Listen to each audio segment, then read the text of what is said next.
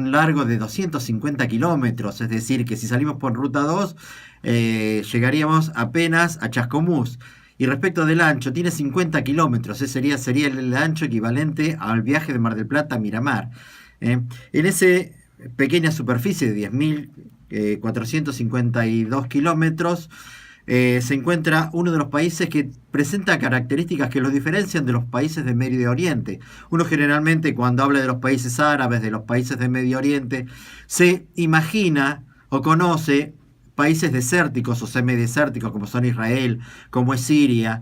El Líbano no es nada de eso. El Líbano es un país que se caracteriza por tener montañas nevadas, centros de esquí, valles.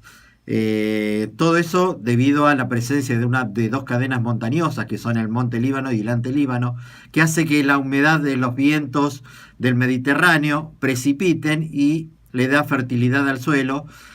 Por eso ya le digo, el Líbano no tiene un solo metro que sea desértico.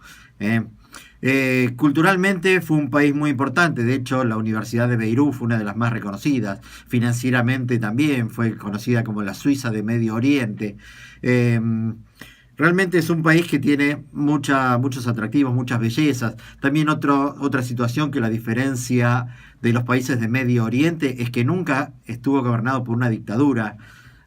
Siempre fue un país democrático. Sí, ha sido un país que ha tenido alta conflictividad religiosa y política. Lo más trascendente, quizás por lo cual más que se la conoció en el mundo, es por la guerra civil que ocurrió en el Líbano entre musulmanes y cristianos entre 1975 y 1990, que realmente dejó grietas en la población.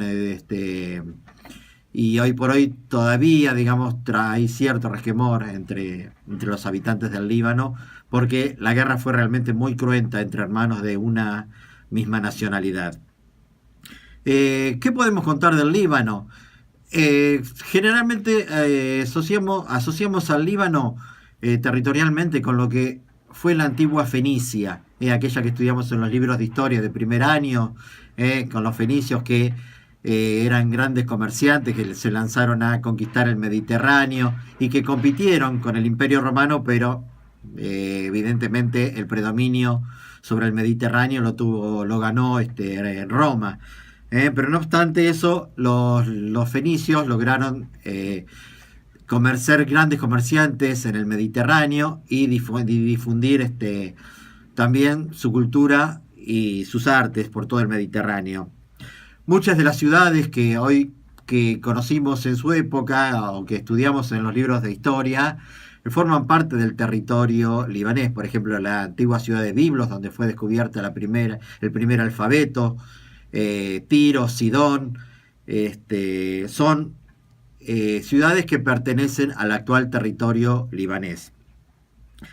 El territorio libanés fue ocupado hacia fines del siglo XV por los turcos otomanos que permanecieron hasta ahí, hasta la Primera Guerra Mundial.